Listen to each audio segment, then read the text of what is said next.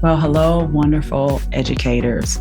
I want to be clear up front right away. You are not lazy. If you've been feeling unmotivated, overwhelmed, tired, stressed, burned out, or checked out, it may not be a discipline problem. It could just be emotional exhaustion. And usually that shows up as tiredness, especially in people who are used to just trying to be strong, as we educators do. So today I want to talk to you about some signs that you are emotionally tired and what you can do about it. So let's talk about it.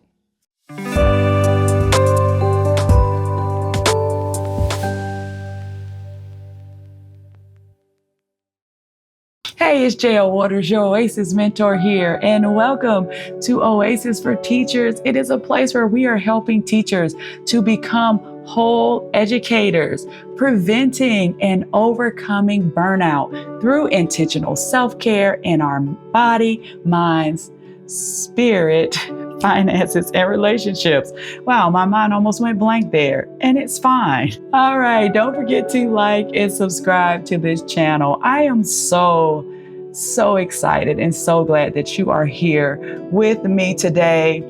I know as an educator how exhausted and how tiring it can be. And sometimes I know as a recovering, I'm going to say it, as a recovering workaholic, I'm going to continue to say that, as a recovering workaholic, that those times that I'm just tired and I don't want to work and I don't want to do things, and I'm telling myself, girl, stop being lazy, get up and do your things. But it's not always about you're lazy. You could literally be emotionally tired and exhausted.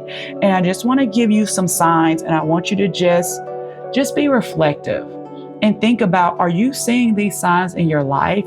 And if you are, it could be a sign that you are just emotionally exhausted. And then we're going to talk about some ways that you can recover from it. So the first thing is small tasks seem overwhelming. So some things that used to be easy, or decisions that used to be easy, seem to be emotionally exhausting or overwhelming. And that is because your mental energy is just depleted.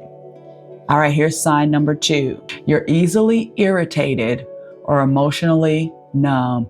Totally get this. Listen, my students know they call this the other Miss Waters. So when the other Miss Waters shows up, oh, it's a problem, because she is not her usually happy, perky, excited, joyful self. They don't want to see the other Miss Waters. But when I am emotionally drained or tired, sometimes she shows up. She shows up, she's irritated, and she shows up with a vengeance. Maybe that's what you experience. But if you experience, or you're just numb, you're not feeling anything, you have shut down, you have checked out, that may be a sign that you are just tired and emotionally exhausted. All right, number 3, you procrastinate on things, even things that you enjoy or even things you care about. And so in this case, it doesn't mean that you don't enjoy those things anymore, or you don't care about them, or they're not important. When you get to the point that you just don't have the emotional capacity to do the things that you love or spend time with the people that you love, that could be a sign that you are emotionally exhausted. Number 4, rest doesn't feel refreshing anymore. So even when you sleep, you're tired. Your body is resting, but your emotions are not. This could be another sign. And number 5, you want to be alone, even from the people that make you happy or from the people that you love. When you start to withdraw, and like I say, you start to check out emotionally, and then it becomes physically. It's like you're not rejecting people. It's like your mind and your body are in this survival, self-preservation mode where you're shutting down and you are retreating. That could be a sign that you are emotionally exhausted.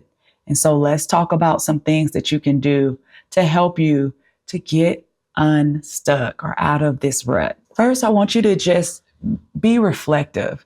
Name that thing, put a name on that thing. What is it you're carrying that is so heavy that it's causing you this emotional distress? So name it, recognize it. It doesn't have to be, or there doesn't have to be any judgment, but just recognize what it is instead of just stuffing it down, because the body keeps the score and it's going to come back. And usually it comes back worse. So put a name on it. And then sometimes here's another thing that you can do, and just temporarily lower some expectations as far as what you're expecting from yourself. You know, in some seasons, you need to take a break. You need to lessen the load. It's not failure. It's just for a season.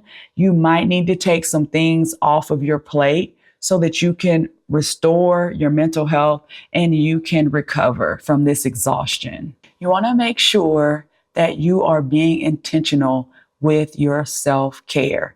And on this channel, we have so many different ideas, so many different ways that you can help refill your cup, or recharge that battery through self-care. It could be things like prayer, meditation, journaling.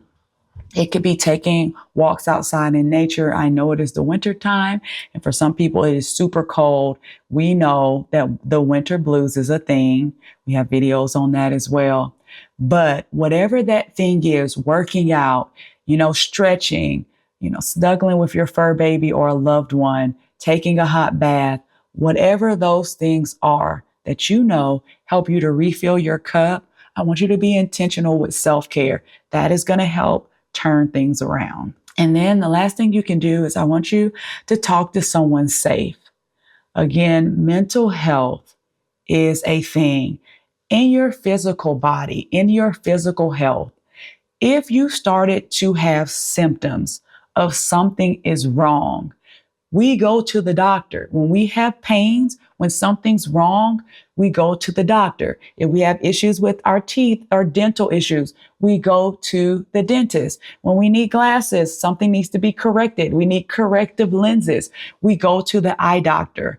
Why is it that when we are struggling with our mental health, we try to take things on ourselves and we don't seek professional help? We don't seek professional help.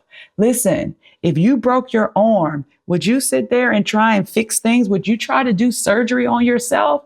You would not. Not a mentally sound person would not. Listen, that is what they are there for. There are counselors and there are therapists who have been trained to help you to navigate through this situation. I highly, highly recommend, if you are doing all of the things and you are still emotionally drained and tired, that you seek professional help. There is no judgment. There is no shame in getting help for yourself. Trust me, been there, done that. I have multiple counselors and I'm not ashamed of it. It has helped me navigate the hardest times of my life, including divorce, death, trauma, shame, burnout, all of the things. Depression, anxiety. Listen, been there, done that. Can tell you where to buy the t-shirt so that you can have the same t-shirt that I have, which says, I sought professional help because I went through da da da da da da da da. All right, I'm rambling at this point, but I just want you to understand how important mental health is and how very vital it is to talk to someone. If you feel yourself spiraling, do not feel too ashamed to get that help. All right. So if the things that we talked about today, if it is describing you, then let this be your permission slip. Okay? You are not lazy. You are just tired. You are emotionally drained. You are on the verge of a burnout if you are not already there. And let these tips today be a guide to help you to recover and to be at a place of wholeness, recovery, wellness, and restoration. There is so much greatness in you. Go forth and be great. And I'll see you next time in the Oasis.